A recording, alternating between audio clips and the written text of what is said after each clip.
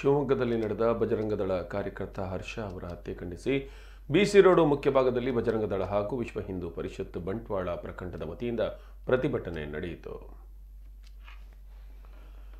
ಪ್ರತಿಭಟನೆ ಉದ್ದೇಶಿಸಿ ಮಾತನಾಡಿದ ಬಜರಂಗದಳ ಜಿಲ್ಲಾ ಸಂಚಾಲಕ ಭರತ್ ಕುಂಡೇಲು ಮಾತನಾಡಿ, ಭಯೋತ್ಪಾದಕ ಸಂಘಟನೆಗಳನ್ನು ತಕ್ಷಣ ಬ್ಯಾನ್ ಮಾಡಬೇಕು. ಭಯೋತ್ಪಾದಕ ಕೃತ್ಯಗಳನ್ನು ಮಾಡುವವರ ಮೇಲೆ ದೇಶದ್ರೋಹದ ಪ್ರಕರಣ ದಾಖಲಿಸಬೇಕು. ಸಮಾಜ ಒಡೆಯುವವರ ಮೇಲೆ ಸರ್ಕಾರ ಕಠಿಣ ಕಾನೂನು ಕ್ರಮ ಕೈಗೊಳ್ಳಬೇಕು. ಹತ್ಯೆ ಮಾಡಿದ ಆರೋಪಿಗಳಿಗೆ ಕಠಿಣ ಶಿಕ್ಷೆ ಆಗಬೇಕು ಎಂದು ಹೇಳಿದರು.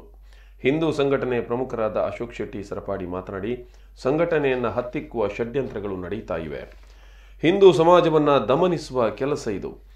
ದೇಶದ ಕಾನೂನಿಗೆ ಗೌರವ ನೀಡುತ್ತೇವೆ, ಆದರೆ ದೇಶದ ಭಯೋತ್ಪಾದಕ ಶಕ್ತಿಗಳಿಗೆ ಎಚ್ಚರವಿರಲಿ.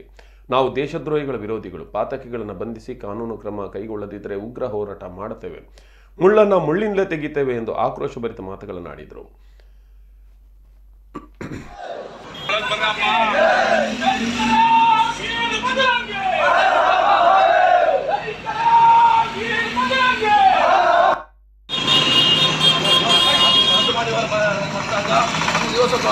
ಅದಕ್ಕೆ ಏನು ಮಾಡಿ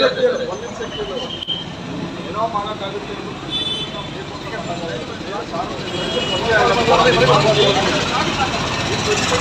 ಬೇರೆಯವ್ರಿಗೆ ತೊಂದರೆ ಆಯಿತು, ಅದಕ್ಕೊಂದು ಬೇರೆಯವ್ರಿಗೆ ತೊಂದರೆ ಸಾಮಾಜಿಕ ಸಮಸ್ಯೆ ಕಡಿಬಾರ್ದು. ಪ್ರತಿಭಟನೆ ತೆಗೆದು ಮಾಡಿ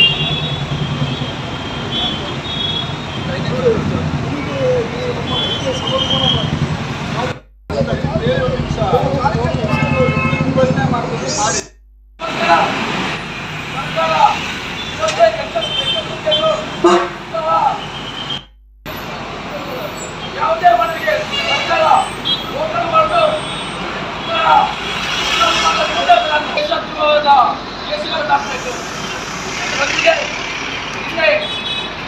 ಶಿವಮೊಗ್ಗದಲ್ಲಿ